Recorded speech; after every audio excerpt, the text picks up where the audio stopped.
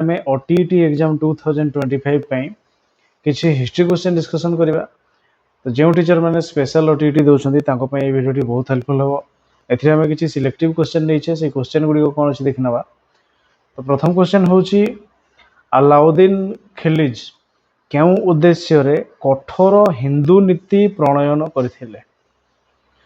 Option रे अछि हिंदू माने तांको विरोध रे विद्रोह करि परिबेनी सेथिपई, ना हिंदू मानंकु दरिद्र रे परिणत करिया पई, ना हिंदू मानंकु इस्लाम धर्म रे दीक्षित करिया पई, ना हिंदू मानंको संस्कृति को लोप करिया पई।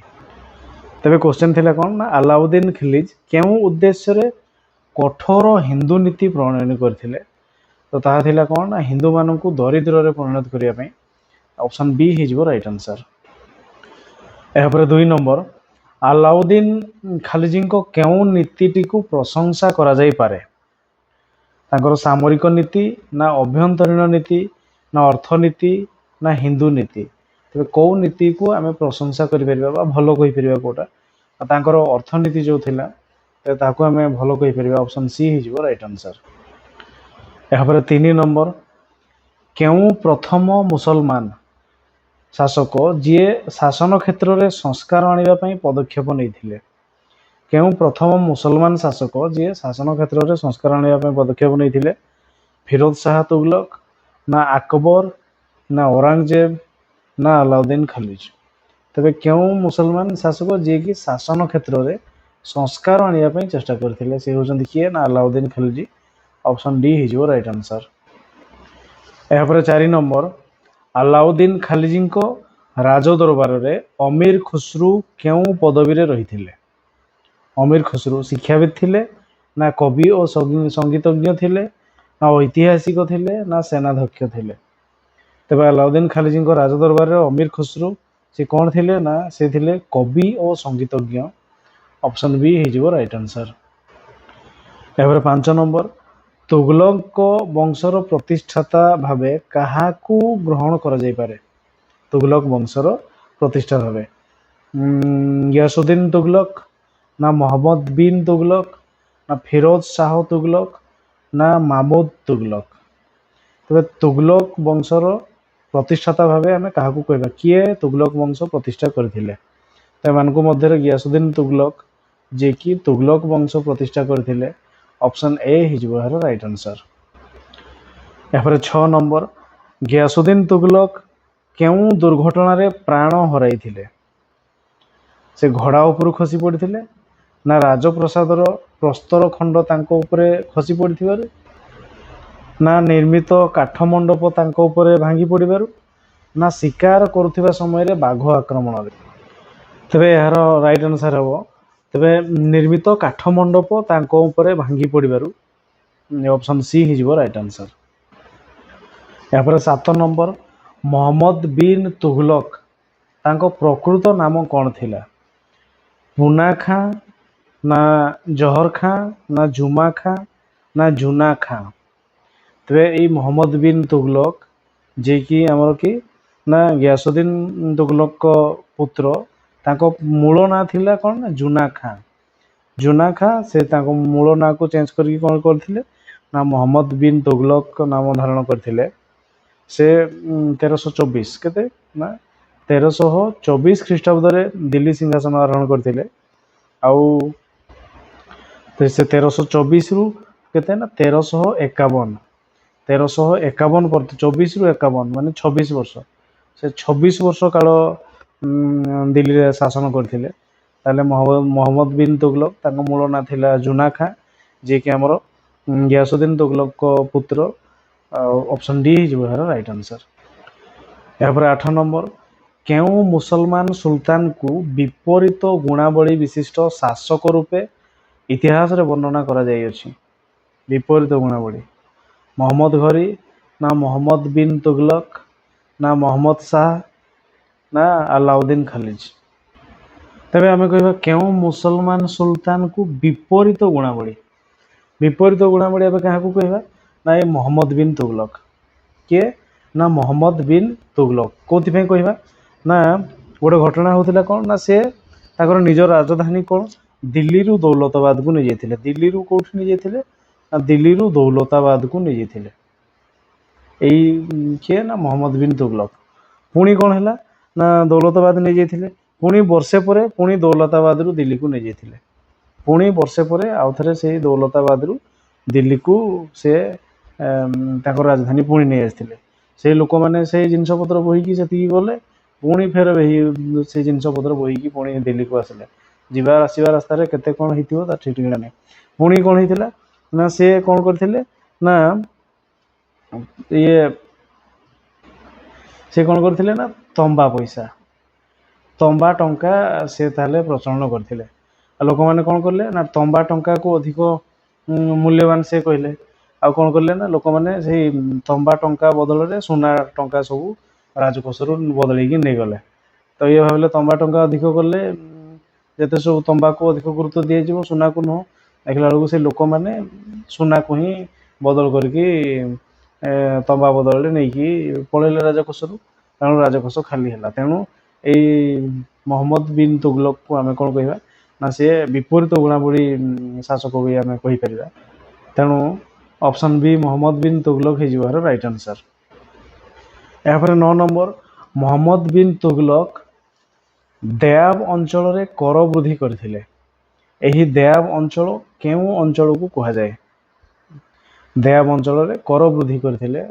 ତେବେ ଗଙ୍ଗା ଯମୁନା ନଦୀର ମଧ୍ୟବର୍ତ୍ତୀ ଅଞ୍ଚଳ, ନା କୃଷ୍ଣା ଓ କାବେରୀ ମଧ୍ୟବର୍ତ୍ତୀ ଅଞ୍ଚଳ, ନା ଗୋଦାବରୀ ଆଉ ଯମୁନା ନଦୀର ମଧ୍ୟବର୍ତ୍ତୀ ଅଞ୍ଚଳ, ନା ଗଙ୍ଗା ଓ ମହାନଦୀର ମଧ୍ୟବର୍ତ୍ତୀ ଅଞ୍ଚଳ?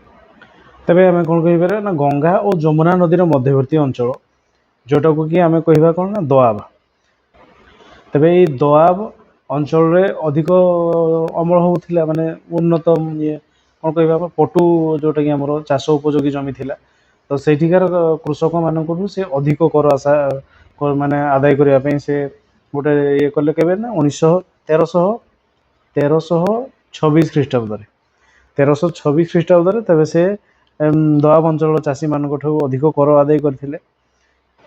ତେବେ ସେ ଦୁଇଟା କର କରିଥିଲେ, ଗୋଟେ ହେଉଛି ଘରି ଆଉ ଗୋଟେ ହେଉଛି ରହି। ଦୁଇଟା କର ଆଦାୟ କରିଥିଲେ। ସେ ଘରି ହେଉଛି କ'ଣ ନା ଗୋଟେ ହେଉଛି ବୃତ୍ତି କର, ଆଉ ରହି ହେଉଛି କ'ଣ ନା ଚାରଣ କର।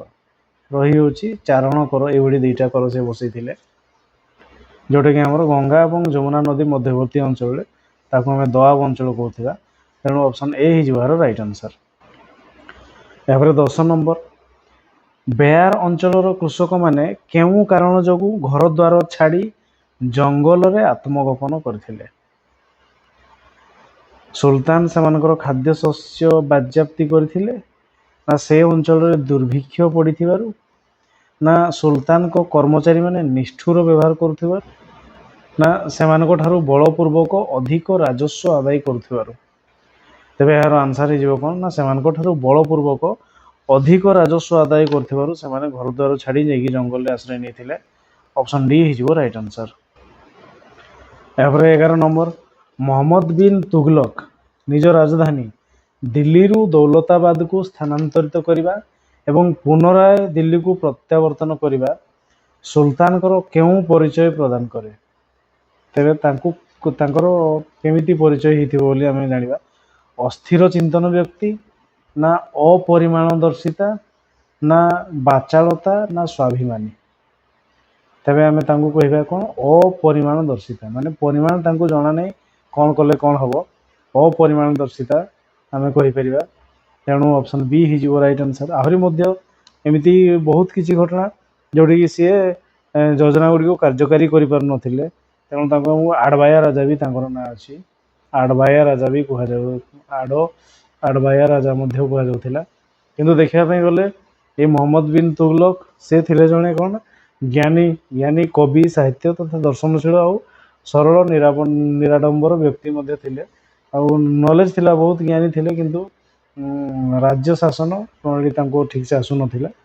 ତେଣୁ ଆମେ ଅପରିମାଣଦର୍ଶିତା ଅପସନ୍ ଡି ମଧ୍ୟ କହିପାରିବା।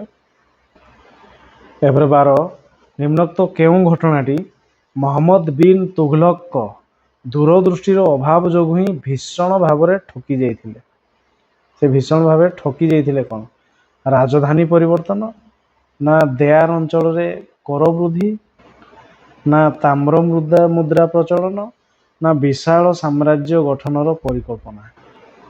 ତେବେ ଆମେ କହିବା କେଉଁ ଘଟଣା ଯୋଗୁଁ ସେ ବହୁତ ଭାବରେ ଭୀଷଣ ଭାବେ ଠକି ଯାଇଥିଲେ, ମାନେ ଠକି ଗଲେ କେଉଁଥିପାଇଁ ନା ସେ ତାମ୍ର ମୁଦ୍ରା ପ୍ରଚଳନ ଯେଉଁ ହୋଇଥିଲା। ତମ୍ବା ମୁଦ୍ରା ପ୍ରଚଳନ କଲେ ଆଉ ସୁନାର ଭ୍ୟାଲ୍ୟୁ କମ୍ କରିଦେଲେ, ଲୋକମାନେ ସୁନା ଅଧିକ ନେଇଗଲେ ତମ୍ବା ଦେଇକି, ତେଣୁ ଅପସନ୍ ସି ହେଇଯିବ ଏହାର ରାଇଟ୍ ଆନ୍ସର୍। ଏହାପରେ 13 ନମ୍ବର, ନିମ୍ନୋକ୍ତ ମଧ୍ୟରୁ କେଉଁ କାରଣ ପାଇଁ ମହମ୍ମଦ ବିନ୍ ତୁଗଲକଙ୍କ ରାଜ୍ୟ ଗରିବ ହୋଇଥିଲା ଓ ତାଙ୍କର ରାଜକୋଷ ଶୂନ୍ୟ ହୋଇଥିଲା? ତାମ୍ର ମୁଦ୍ରା ମୂଲ୍ୟହୀନ ହୋଇପଡ଼ିଥିଲା, ନା ଲୋକମାନେ ତାମ୍ର ମୁଦ୍ରା ପ୍ରସ୍ତୁତ କରିପାରୁଥିଲେ, ନା ତାମ୍ର ମୁଦ୍ରା ପ୍ରଚଳନ ଯୁଗ ଉପଯୋଗୀ ନଥିଲା, ନା ତାମ୍ର ମୁଦ୍ରା ପରିବର୍ତ୍ତେ ଲୋକମାନେ ରାଜକୋଷରୁ ସୁନା ରୂପା ବୋହି ନେଇଯାଇଥିଲେ? ତେବେ ଏହାର ରାଇଟ୍ ଆନ୍ସର୍ ହେବ ଅପସନ୍ ଡି। ସେ ତାମ୍ର ମୁଦ୍ରା ପରିବର୍ତ୍ତେ ଲୋକମାନେ ରାଜକୋଷରୁ ସୁନା ରୂପା ସବୁ ବୋହି ନେଇଯାଇଥିଲେ, ସେଇଥିପାଇଁ ରାଜକୋଷ ଶୂନ୍ୟ ହୋଇପଡ଼ିଥିଲା ଆଉ ଗରିବ ହୋଇଯାଇଥିଲା ସାମ୍ରାଜ୍ୟ। ଅପସନ୍ ଡି ହେଇଯିବ ରାଇଟ୍ ଆନ୍ସର୍। ଏହାପରେ 14 ନମ୍ବର, ମହମ୍ମଦ ବିନ୍ ତୁଗଲକ କେଉଁମାନଙ୍କ ଉପରେ ଜିଜିଆ କର ବସାଇଥିଲେ? କୃଷକ, ନା ଉଲେମା, ନା ବ୍ରାହ୍ମଣ, ନା ସାମନ୍ତ? ତେବେ ଏଇ ଜିଜିଆ କରଟା ହେଉଛି କ'ଣ ନା ଧର୍ମ କର, ତେଣୁ ବ୍ରାହ୍ମଣ ମାନଙ୍କ ଉପରେ ଲାଗିଗଲା ସେଇ କର, ତେଣୁ କ'ଣ ହେଇଯିବ ନା ଅପସନ୍ ସି। ଏ ଅପସନ୍ ସି ହେଇଯିବ ରାଇଟ୍ ଆନ୍ସର୍, ବ୍ରାହ୍ମଣ ମାନଙ୍କ ଉପରେ ଜିଜିଆ କର ବସିଥିଲା। 15 ନମ୍ବର, ସୁଲତାନ ଯୁଗରେ ଅଣ ମୁସଲମାନ ମାନଙ୍କ ଠାରୁ ଆଦାୟ କରାଯାଉଥିବା କରକୁ କ'ଣ କୁହାଯାଉଥିଲା? ଇସର, ନା ଜିଜିଆ, ନା ଜାକତ, ନା ଉସର? ତେବେ ଅଣ ମୁସଲମାନ ମାନେ କିଏ ଥିଲେ? ହିନ୍ଦୁ ଆଉ ଯେଉଁମାନେ ଥିଲେ କି ଆମର ଶିଖ, ଏମାନେ ଥିଲେ। ତ ଧର୍ମ କର ହେଉଛି କି ଜିଜିଆ କର, ଏଇ ଜିଜିଆ କର ଲାଗିଯାଇଥିଲା ସେମାନଙ୍କ ଉପରେ। ଅପସନ୍ ବି ହେଇଯିବ ରାଇଟ୍ ଆନ୍ସର୍। ଏହାପରେ 16 ନମ୍ବର, ମହମ୍ମଦ ବିନ୍ ତୁଗଲକଙ୍କ ଶାସନ କାଳରେ ମରକୋଜ ଦେଶରୁ କେଉଁ ପରିବ୍ରାଜକ ଭାରତକୁ ଆସିଥିଲେ? ମରକୋଜ ଦେଶରୁ ହ୍ୱେନ୍ସାଂ, ନା ଫାଇୟାନ, ନା ଇବନ ବତୁତା, ନା ଅବଦୁଲ ରାଜାକ? ତେବେ ମହମ୍ମଦ ବିନ୍ ତୁଗଲକଙ୍କ ଶାସନ କାଳରେ ମରକୋଜ ଦେଶ, ଆମେ କହିବା ମରକୋଜ ଦେଶ ହେଉଛି କି ନା ଉତ୍ତର ଆଫ୍ରିକା। କିଏ? ନା ଉତ୍ତର ଆଫ୍ରିକାରୁ କିଏ ଆସିଥିଲେ? ନା ଇବନ ବତୁତା। ଉତ୍ତର ଆଫ୍ରିକାରୁ ସେ ହେଉଛନ୍ତି ଆରବ ପର୍ଯ୍ୟଟକ, ଯିଏକି ଉତ୍ତର ଆଫ୍ରିକାରୁ ଆରବ ଦେଶର ପର୍ଯ୍ୟଟକ ଇବନ ବତୁତା, ଯିଏକି ଆମର ଭାରତକୁ ଆସିଥିଲେ। ଅପସନ୍ ସି ହେଇଯିବ ରାଇଟ୍ ଆନ୍ସର୍। ଏହାପରେ 17 ନମ୍ବର, ସୁଲତାନ ଯୁଗର ଶାସନ ପଦ୍ଧତିରେ କେନ୍ଦ୍ର ଶାସନରେ ମନ୍ତ୍ରିମଣ୍ଡଳ ମଧ୍ୟରୁ ପ୍ରଧାନମନ୍ତ୍ରୀକୁ କ'ଣ କୁହାଯାଉଥିଲା? ଦେୱାନ, ନା ବାରିବି, ନା ବକ୍ସି, ନା ୱାଜିର? ତେବେ ସୁଲତାନ ଯୁଗର ଶାସନ ପଦ୍ଧତିରେ କେନ୍ଦ୍ର ଶାସନରେ ମନ୍ତ୍ରିମଣ୍ଡଳ ମଧ୍ୟରୁ ପ୍ରଧାନମନ୍ତ୍ରୀ ଥିଲେ, ସେ ପ୍ରଧାନମନ୍ତ୍ରୀକୁ କ'ଣ କୁହାଯାଉଥିଲା? ସେ ଥିଲେ ୱାଜିର। ପ୍ରଧାନମନ୍ତ୍ରୀକୁ କୁହାଯାଉଥିଲା ୱାଜିର। ଅପସନ୍ ଡି ହେଇଯିବ ରାଇଟ୍ ଆନ୍ସର୍। ଏହାପରେ 18, ସୁଲତାନ ଯୁଗରେ ଗ୍ରାମମାନଙ୍କରେ ଘଟୁଥିବା ବିଭିନ୍ନ ଅପରାଧ ନିୟନ୍ତ୍ରଣ କରିବାର ଦାୟିତ୍ୱ କାହାର ଥିଲା? ଗ୍ରାମମାନଙ୍କରେ ଯେଉଁ ଘଟୁଥିଲା ଅପରାଧ ଘଟୁଥିଲା, ତାର ନିୟନ୍ତ୍ରଣ ଦାୟିତ୍ୱ କାହାର ଥିଲା? ଚୌକିଦାର, ନା ସରପଞ୍ଚ, ନା ଗ୍ରାମ ମୁଖିଆ, ନା ପୋଲିସ? ତେବେ ସେତେବେଳେ କାହାର ଥିଲା? ଚୌକିଦାର। ଏ ଚୌକିଦାର ଗୋଟେ ଥିଲା, ଚୌକିଦାର ପ୍ରଥା, ଯେଉଁଥିରେ କି ସେ ବିଭିନ୍ନ ଅପରାଧର ନିୟନ୍ତ୍ରଣ କରିବା ଦାୟିତ୍ୱ ଚୌକିଦାରଙ୍କର ଥିଲା। ଅପସନ୍ ଏ ହେଇଯିବ ରାଇଟ୍ ଆନ୍ସର୍। ଏହାପରେ 19, ତୁଗଲକ ବଂଶର କେଉଁ ଶାସକ ନାରୀମାନଙ୍କୁ ଧର୍ମପୀଠକୁ ଯିବାକୁ ନିଷେଧ କରିଥିଲେ? ମହମ୍ମଦ ବିନ୍ ତୁଗଲକ, ନା ଗିୟାସୁଦ୍ଦିନ ତୁଗଲକ, ନା ଫିରୋଜ ଶାହ ତୁଗଲକ, ନା ମାମୁଦ ତୁଗଲକ? ତେବେ କିଏ ନାରୀମାନଙ୍କୁ ଧର୍ମପୀଠକୁ ଯିବାକୁ ନିଷେଧ କରିଥିଲେ? ତାହାର ରାଇଟ୍ ଆନ୍ସର୍ ହେବ କ'ଣ? ନା Firoz Shah Tughlaq. Firoz Shah Tughlaq. Option C right answer. ଏହାପରେ 20 ନମ୍ବର, ବଲବନଙ୍କ ଦ୍ୱାରା ଦିଲ୍ଲୀ ଠାରେ ନିର୍ମିତ ଲୋହିତ ପ୍ରାସାଦ କେଉଁ ଶୈଳୀରେ ତିଆରି ହୋଇଥିଲା? ଭାରତୀୟ ଶୈଳୀ, ନା ଇସଲାମୀୟ ଶୈଳୀ, ନା ପାରସିକ ଶୈଳୀ, ନା ମଧ୍ୟ ଏସିଆ ଶୈଳୀ? ତେବେ ବଲବନଙ୍କ ଦ୍ୱାରା ଦିଲ୍ଲୀ ଠାରେ ନିର୍ମିତ ଲୋହିତ ପ୍ରାସାଦ କେଉଁ ଶୈଳୀରେ ତିଆରି ହୋଇଥିଲା? ତାହାର ଆନ୍ସର୍ ହେଇଯିବ କ'ଣ? ଇସଲାମୀୟ ଶୈଳୀରେ। ଇସଲାମୀୟ ଶୈଳୀ। ଅପସନ୍ ବି ହେଇଯିବ ରାଇଟ୍ ଆନ୍ସର୍।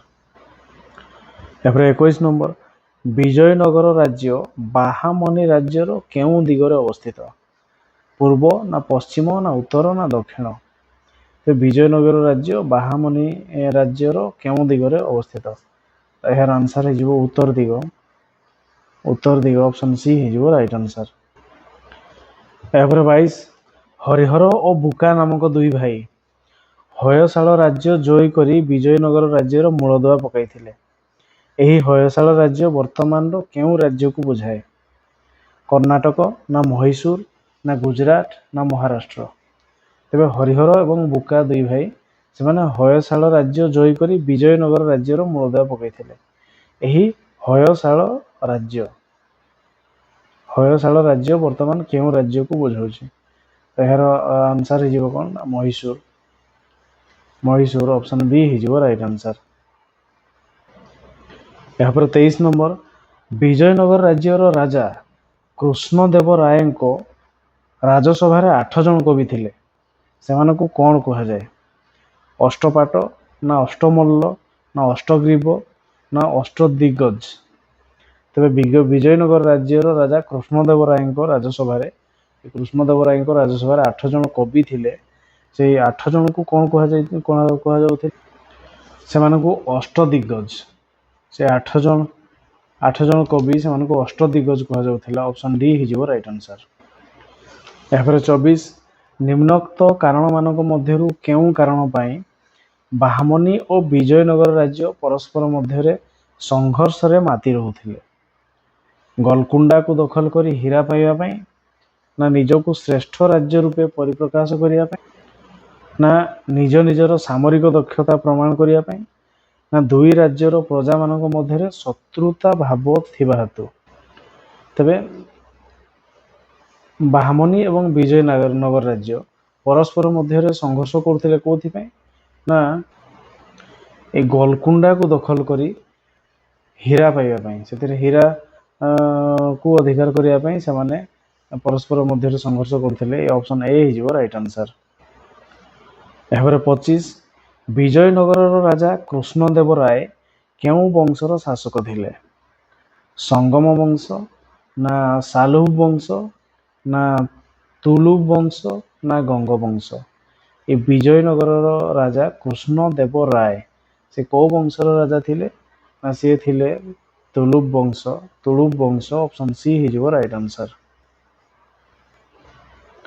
यहाँ 26 नंबर निम्नोक्त मध्यरु केउं राज्य रे विठाल स्वामी मंदिर रही अछि कुंडाभिडु ना बाहामनी ना चंद्रगिरी ना विजयनगर विठाल स्वामी मंदिर कौ राज्य रे रही बोली कहुछि तार आंसर हो विजयनगर राज्य रे विठाल स्वामी मंदिर रही ऑप्शन डी हो राइट आंसर। एवरे 27 मुसलमान शासक माने मिलित होई विजयनगर विरोध रे युद्ध करथिले एही युद्धर नाम कौन थिला तेबे मुसलमान शासक माने मिलित होई विजयनगर विरोध रे युद्ध करथिले से युद्धर नाम कौन थिला कुंडाभिडु युद्ध ना तलिकोटा युद्ध ना कांची युद्ध ना रामगिरी युद्ध ते मुसलमान शासक माने मिलित होई विजयनगर विरोध रे युद्ध करथिले से युद्धर नाम थिला तलिकोटा युद्ध ऑप्शन बी हो राइट आंसर। यहाँ 28 कृष्णा और तुंगभद्रा नदी मध्यवर्ती उर्वर अंचल को कौन कह जाउथिला कृष्णा और तुंगभद्रा नदी मध्यवर्ती अंचल को उर्वर अंचल को कौन कह जाउथिला रायचूर ना चंद्रगिरी ना बिदर ना बेरार तेबे यार आंसर हो कौन ना रायचूर एक कृष्णा और तुंगभद्रा नदी मध्यवर्ती अंचल को रायचूर कह जाउथिला ऑप्शन ए हो राइट आंसर।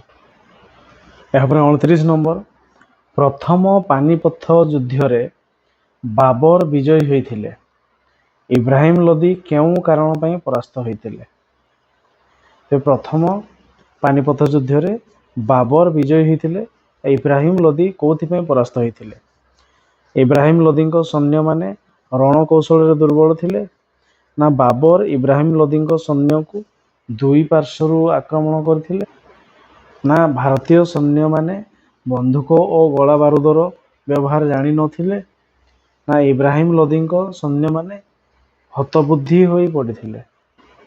ସେ କହୁଛି ପ୍ରଥମ ପାନିପଥ ଯୁଦ୍ଧରେ ବାବର ବିଜୟ ହୋଇ ଇବ୍ରାହିମ ଲୋଦି ବିଜୟ ହୋଇଥିଲେ। ଇବ୍ରାହିମ ଲୋଦି କୋଉଥିପାଇଁ ପରାସ୍ତ ହୋଇଥିଲେ? ତେବେ ଆମେ ଯଦି ଦେଖିବା ବାବର ହେଉଛନ୍ତି କୋଉଠି ନା ବାବର ହେଉଛନ୍ତି କାବୁଲ। ସେ କାବୁଲର ରାଜା ଥିଲେ। ଆଉ ଆବ୍ରାହିମ ଲୋଦିଙ୍କୁ ତାଙ୍କର କ୍ଷମତାରୁ ବିତାଡ଼ିତ କରିବା ପାଇଁ ଆଫଗାନୀ ମାନେ ଏଇ ବାବରଙ୍କ ସହାୟତା ଲୋଡ଼ିଲେ। ଆଉ ବାବର ମଧ୍ୟ ଇଚ୍ଛା କରିଥିଲେ ଯେ ଭାରତକୁ ଆକ୍ରମଣ କରିବା ପାଇଁ। ତ ଏଇ ସମୟରେ କ'ଣ ହେଇଛି ନା ସେ 1526 କେବେ ନା 1526 ଖ୍ରୀଷ୍ଟାବ୍ଦରେ ତାହେଲେ ଆକ୍ରମଣ କରିଛନ୍ତି। ଆଉ ବାବର ଏବଂ ଆବ୍ରାହିମ ଲୋଦିଙ୍କ ମଧ୍ୟରେ ଯୁଦ୍ଧ ହୋଇଛି, ଯେଉଁଟାକି ତାର ନାଁ ହେଉଛି ପ୍ରଥମ ପାନିପଥ ଯୁଦ୍ଧ। ତ ଏଇ ଯୁଦ୍ଧରେ କ'ଣ ହେଇଛି ନା ଇବ୍ରାହିମ ଲୋଦି ପରାସ୍ତ ହୋଇଛନ୍ତି। ସେ ପରାସ୍ତ ହେବାର ମୂଳ କାରଣ ହେଉଛି କ'ଣ ନା ଭାରତୀୟ ସୈନିକମାନେ ବନ୍ଧୁକ ଓ ଗୋଳା ବାରୁଦର ବ୍ୟବହାର ଜାଣିନଥିଲେ। ତ ଏଇ ବାବର ହେଉଛନ୍ତି କ'ଣ ନା ସିଏ